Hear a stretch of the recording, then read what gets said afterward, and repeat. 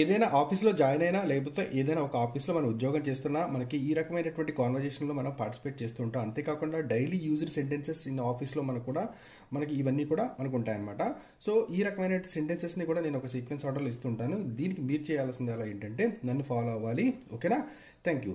నేను ఆఫీస్కి వెళుతున్నాను అంటానికి ఇంగ్లీష్లో ఐఎమ్ గోయింగ్ టు ఆఫీస్ అనాలి. నేను ఆఫీస్కి వెళ్ళడం లేదు అనడానికి I'm not going to office అనాలి. రేపు నేను ఆఫీస్కి రాను అని చెప్పడానికి I will not come to office tomorrow అని చెప్తాం.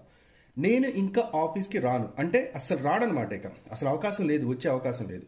అలాంటి సందర్భాల్లో I will never come to office అంటే ఇక రాడు, ఇది ఒక స్టేట్మెంట్ అనమాట. తర్వాత ఇప్పుడే నేను ఆఫీస్కి వచ్చాను అంటే ఇంత క్రితమే ఆఫీస్కి వచ్చాడు అలా చెప్పడానికి ఏంటంటే I have come to office just now, ఇప్పుడే నేను ఆఫీస్కి వచ్చాను అనమాట. తర్వాత I have come to office recently అని కూడా అనొచ్చు. ఓకేనా? తర్వాత ఎప్పుడన్నా నేను ఆఫీస్కి వస్తాను, ఎప్పుడన్నా అంటే అసలు ఆల్మోస్ట్ రాడనమాట.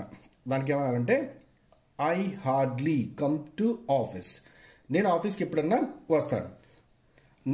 నేను ఆఫీస్కి మార్గ మధ్యలో ఉన్నాను, లేదంటే మనం చెప్తాం కదా నేను మధ్యలో ఉన్నాను, దారి మధ్యలో ఉన్నానని చెప్తాను కదా ఆఫీస్కి వెళ్ళడానికి. దీనికి ఇంగ్లీష్లో ఏమంటారంటే I'm on the way to office, I'm on the way to office అలా చెప్పొచ్చు. నేను ఆఫీస్ నుంచి ఇంటికి వెళ్ళబోతున్నాను. ఓకే, నేను ఆఫీస్ నుంచి ఇంటికి వెళ్ళబోతున్నాను అంటే వెళ్ళట్లా, స్టార్ట్ అవుతున్నాడు అనమాట. అప్పుడు ఏం చెప్పొచ్చు అంటే I am about to go to my home from the office, నేను మా ఇంటికి వెళ్ళబోతున్నాను ఆఫీస్ నుంచి అనమాట. ఓకేనా? నేను ప్రాజెక్ట్ని కంప్లీట్ చేయబోతున్నాను, I am about to complete my project. ఓకేనా? నేను లంచ్ని ఫినిష్ చేయబోతున్నాను, I am about to finish my lunch. Okay, తర్వాత నేను ఆఫీస్కి వెళ్ళాలి, మామూలుగా చెప్పే సందర్భంలో I have to go to office, నేను మామూలుగా వెళ్తాను, నేను మామూలుగా చెప్తున్నాను సింపుల్గా, నేను అక్కడికి వెళ్ళాలి, I have to go to there, I have to go there అలా మనం చెప్పేటప్పుడు. లేకపోతే I have to eat this, నేను దీన్ని తినాలి. తర్వాత I have to talk to you, నేను నీతో మాట్లాడాలి. అలా సాధారణ క్రమంలో చెప్పేటప్పుడు హ్యావ్ టు అనేది ఇక్కడ మనం ఎక్కువగా ఉపయోగిస్తాం. నేను ఈ పనిని పూర్తి చేయాలనుకుంటున్నాను, I want to complete this work, నేను ఈ పనిని పూర్తి చేయాలనుకుంటున్నాను.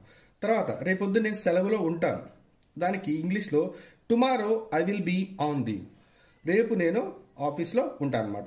ఇక్కడ మీరు గమనించినట్లయితే ఇవన్నీ కూడా నేను ఐతో చెప్పాను కదా, నేను ఐతో చెప్పినప్పుడు మీరేం చేస్తారని చెప్పంటే ఇక్కడ సింపుల్గా మీరు వీతో మీరు ప్రాక్టీస్ చేయండి, తర్వాత దేతో ప్రాక్టీస్ చేయండి, కుదిరితే హీ షీట్లతో కూడా ప్రాక్టీస్ చేయండి.